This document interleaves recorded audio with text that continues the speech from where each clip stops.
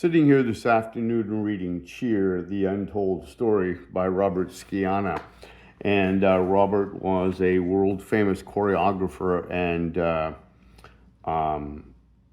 cheer athlete. I'm not quite sure what I would call him. If you're ever watching this, Robert, my apologies. But somebody who's a sweet, sensitive soul who got caught up on Grindr with a police sting.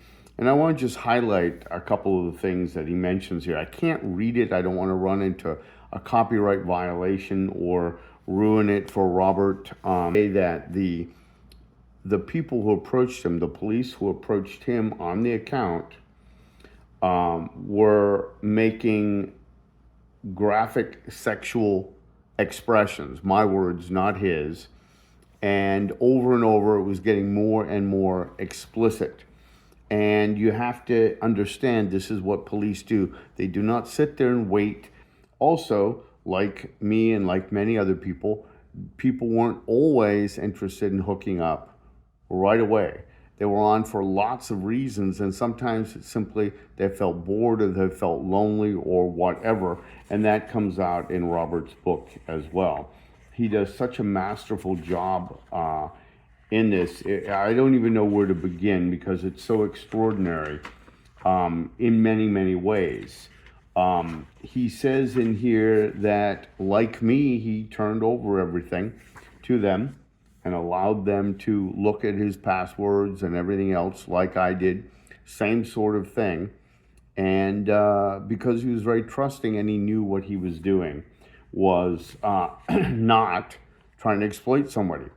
But it's also testament to when you're busy and you are trying to do what you can to get through your day, and you do have a very tough schedule, that what you're going to try to do is just get by. And sometimes you make mistakes along the way. But what the police do is they capitalize on the mistake, because remember, it isn't about child exploitation. It isn't about making sure that you are careful with your investigation, because how can you have an investigation when you're trolling online? You're not investigating a crime in progress. You're looking for one, or in the case of the proactive stings, creating one. So you are out there putting your plan into play.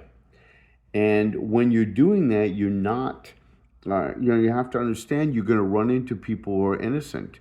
They're not interested in anything other than trying to rack up the statistics so they can say they're trying to do something about child exploitation. But let me ask you a question.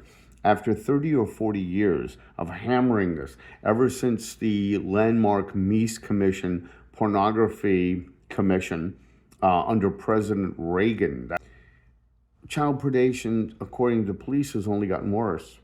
Well, we do have more digital places to hide and stuff, that's true. But what they're not telling you is that they are well versed in all these digital arts and that they use them much more against people who are innocent in the proactive stings. And maybe if they suspended the proactive stings and stopped going on social media sites where people would expect to get adults, we might actually get a handle on the full nature of predation. Maybe that's what would happen. Now, they will argue, well, no, that couldn't possibly happen. You're going to run into people, and you're absolutely right. You're going to have people take advantage of a situation.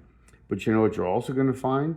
You're going to find when you lower the temperature and when you stop being on those sites where you're racking up stats, you're going to find out, if you analyze each of the cases, that people were not interested in having sex with children, that they were there for an adult hookup.